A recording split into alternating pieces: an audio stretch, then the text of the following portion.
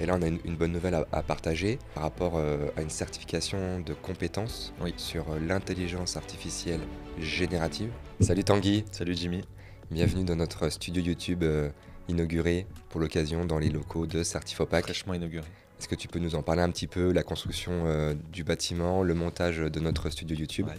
Bon, alors déjà le bâtiment, parce que c'était un gros projet qu'on a commencé en été 2023. Précédemment, on était déjà, alors nous, pour expliquer la petite histoire, Certifopac, nous on est basé donc, dans l'Ain, à Mauriac-de-la-Cluse. Alors, Mauriac-de-la-Cluse, c'est pas connu, ça va pas parler à beaucoup de monde, mais peut-être qu'il y en a qui connaissent le lac de Nantua, donc c'est juste au bord du lac, on est à côté de Nantua. Nous on est originaire de là, donc on a un joli drapeau ici, c'est l'Ain, derrière Jimmy justement. On est assez fiers de nos origines et on a voulu créer notre aventure entrepreneuriale ici. Et on a eu la chance de pouvoir démarrer dans des bureaux qui nous ont été loués par la mairie.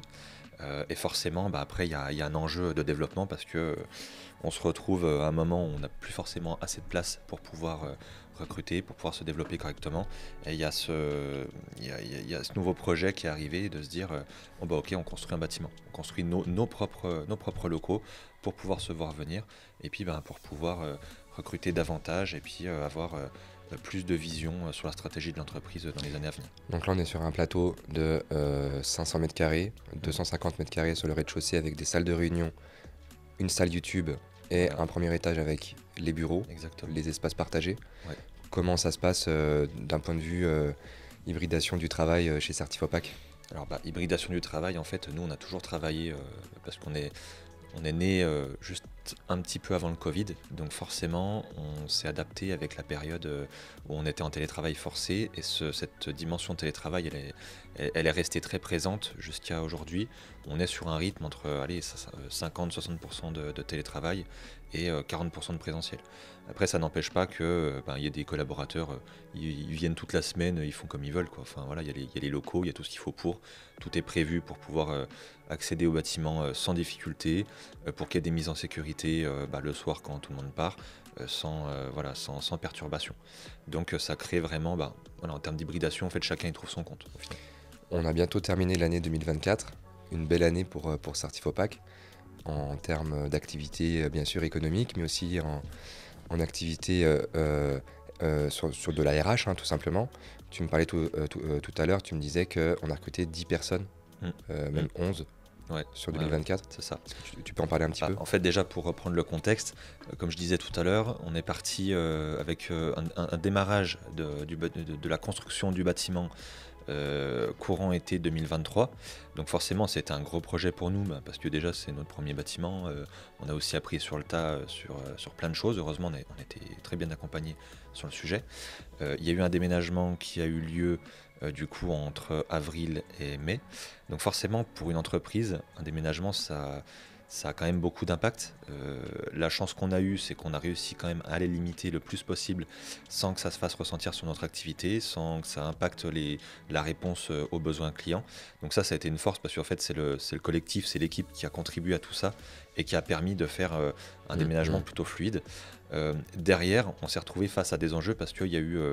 on est sur un marché, en tout cas nous on a une dynamique actuelle chez nous qui est quand même favorable de croissance et pour répondre à cette dynamique il a fallu procéder à des embauches et pour vous refaire l'historique, depuis première embauche en 2020, fin 2020 on avait déjà deux embauches, 2021 3-4, 2022 pareil 3-4, 2023 on était 13 collaborateurs, plus moi 14, et là on a fait depuis le début de l'année 2024 11 embauches, donc on arrive fin 2025 fin 2024 à 25 collaborateurs. Donc en gros ça nous a permis aussi de développer des vrais processus structurés, RH, avec un turnover qui est aussi très faible. Ouais. Ça faut le dire, c'est une petite fierté aussi. Je pense qu'il y a des conditions qui font que les gens restent parce que le travail est intéressant et que les conditions aussi le sont. Ça c'est par rapport aux chiffres RH, mais ce qui est aussi intéressant je trouve, c'est que grâce à ces nouveaux locaux, on est aussi capable d'accueillir les formateurs indépendants pour leurs audits Calliope. Et là de plus en plus sur les Savoies, sur l'Isère, sur le Jura, sur l'Inf et sur le Rhône, on a des formateurs indépendants qui nous appellent, qui nous disent bah voilà, tiens, j'ai vu que vous aviez des locaux dans l'Ain, est-ce que je peux me déplacer? On leur dit oui. L'avantage pour eux, c'est quoi? C'est qu'ils peuvent économiser sur les frais liés au déplacement de leur auditeur Calliope. Tout à fait. Et voilà, tout le monde y gagne.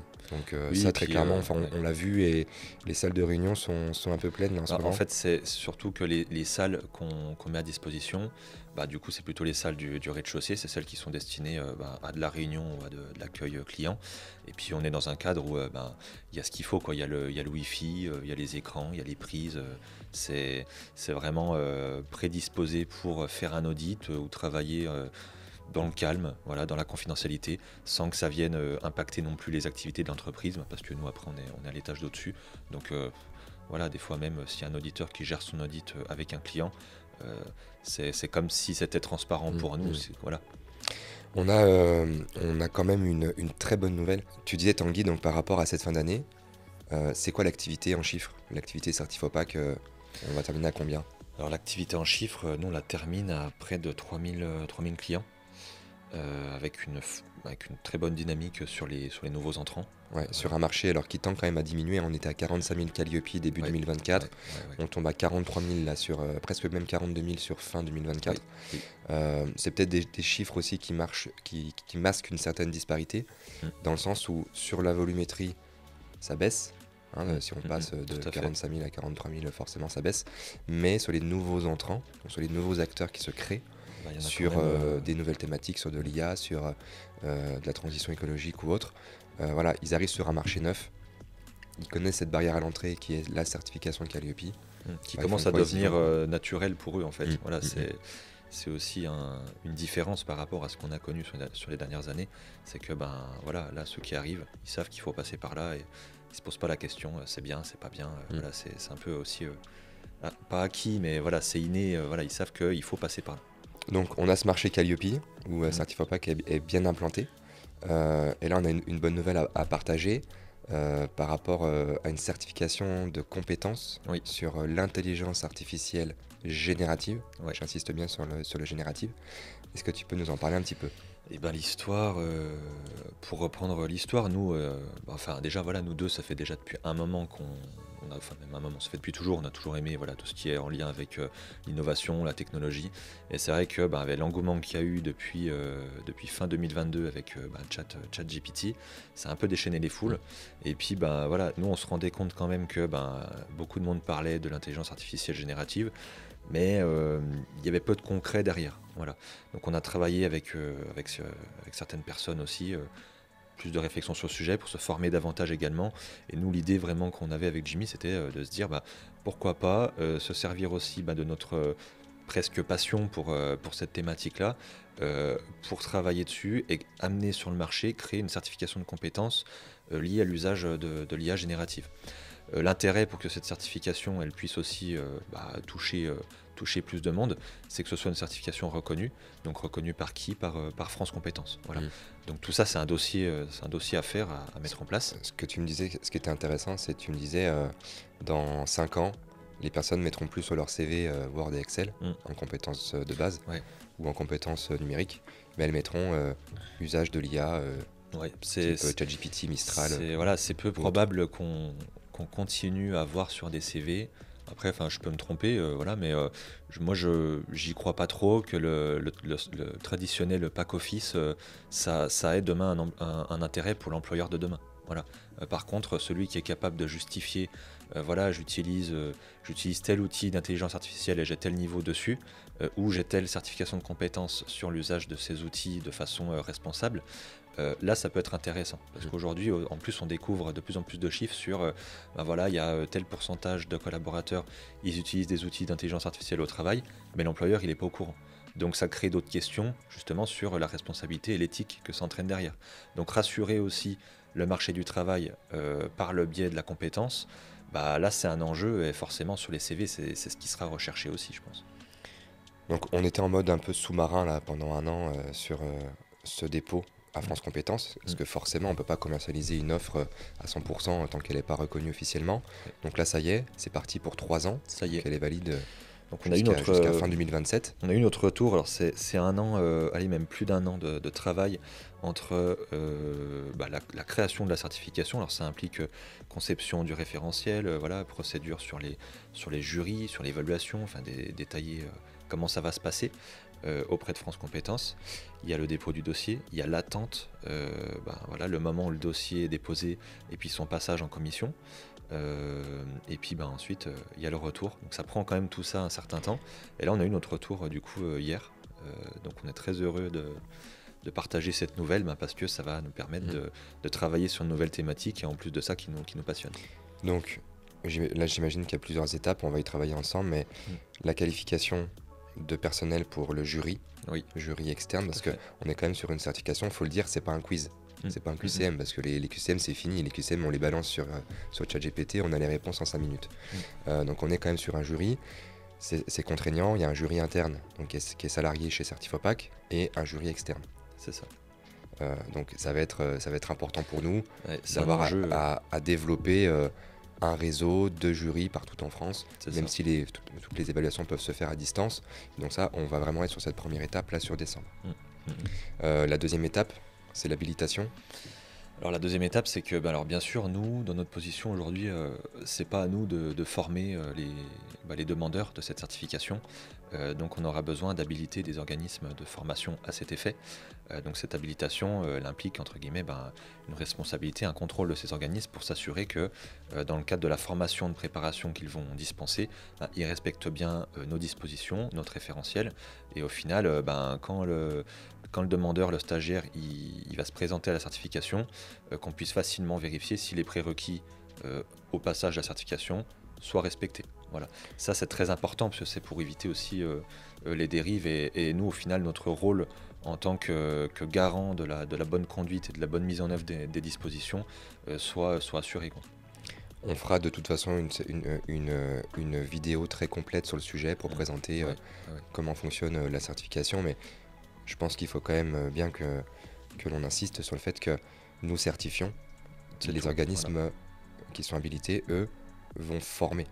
Nous, on fait ce qu'on sait faire en fait. Voilà, nous, on sait faire quoi? On sait faire des audits, on sait faire des évaluations, donc c'est ce qu'on va faire, et on sait délivrer des certificats. Ça, c'est notre métier, et on compte garder notre métier, quoi. Voilà, on va pas mélanger les choses. Ok, super, merci Tanguy.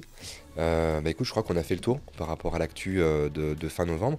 C'est quoi maintenant pour toi les perspectives 2025? Comment t'envisages toi la chose chez Certifopac? Quelques mots. Perspectives 2025, il y en aurait pas mal. Alors après, il y a cet enjeu avec justement cette autorisation de France Compétences, cette validation de notre certification. Il y a quand même un process en interne à développer, à structurer. Il faut poser les fondements, en fait, les bases pour que ça puisse fonctionner correctement, et puis que ça puisse marcher sur le long terme, parce que nous c'est toujours notre visibilité. Je te coupe, mais il y a aussi un fort enjeu d'impartialité entre Calliope, qui fonctionne avec une base d'accréditation, avec de l'impartialité, l'indépendance aussi. J'allais y venir justement. Okay. C'est de consolider justement ce volet impartialité, parce que quand on est certificateur sur Calliope, alors si j'emploie le jargon, on est accrédité, donc c'est comme une autorisation, on est accrédité selon une certaine norme, et notre norme d'accréditation nous impose une posture, des obligations en termes d'impartialité. L'idée, c'est quand même d'être prêt face à ça, pour qu'au prochain contrôle de l'instance d'accréditation, on puisse répondre favorablement, enfin démontrer qu'on a pensé à tout, qu'on a pris toutes les mesures nécessaires pour pas tout mélanger, quoi. Voilà, pour s'assurer que notre indépendance, on puisse la préserver. Donc en gros, c'est quoi? C'est par exemple du personnel qui sera dédié sur une activité et pas sur une autre, pour bien scinder en deux. En fait, il y a plein de choses qu'on peut faire dans l'impartialité. Voilà, je pense qu'on va pas s'étaler trop débattre là-dessus, mais ça peut être une des options. Voilà, okay. C'est de se dire, voilà, on scinde les activités, on évite que le personnel de Calliope intervienne dans le personnel de la certification à l'IA. Voilà, ça garantit aussi l'absence de traitement de faveur, l'absence de familiarisme. C'est des choses après qui peuvent se faire, mais encore une fois, je dis, il y a plein de solutions à mettre en place. Voilà, il n'y a pas qu'une solution. Donc il faut y réfléchir correctement, il faut prendre celle qui correspond le plus à l'entreprise au final, en s'assurant de respecter les obligations normatives. Ok, génial. Bon, écoute, je crois qu'on a fait le tour pour notre première vidéo dans notre nouveau studio YouTube. qui est quand même plutôt super sympa. Enfin, moi je suis très très content. Je pense qu'on va Ouais. faire plein de vidéos là sur fin 2024, début 2025. On va reprendre aussi pas mal toutes les thématiques Calliope, refaire les petites vidéos qu'on a sur le site web aussi sur Ouais, l'audit de ça a besoin de surveillance. fraîcheur. Voilà, reprendre un petit peu tous les textes de loi aussi sur le sujet, même si je pense que le site est déjà très complet. Mais l'idée c'est vraiment qu'on développe ce nouveau vecteur de com aussi pour nos clients et pour nos auditeurs aussi, hein, parce que l'idée c'est d'en profiter aussi pour leur faire partager aussi des messages pour harmoniser leurs pratiques. Donc merci à vous. N'hésitez pas Merci. à nous suivre, à vous abonner sur la page YouTube. Ça c'est très très important aussi pour qu'on puisse vous transmettre aussi encore plus d'infos et à vous rendre sur le site de Certifopac pour découvrir nos services. Merci. Merci à vous.